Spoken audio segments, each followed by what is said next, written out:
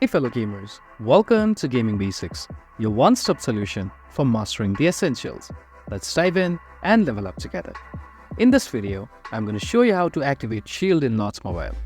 To do so, you first need to launch your Lords Mobile app on your device. And once you've done that, on the right side of your screen, you'll see a Shield icon. Click on it. So here you can see this option called Shield. As you can see, mine is active for 3 more days. So if you want to activate Shield, just click on the Shield first, and here you can see options for Shield.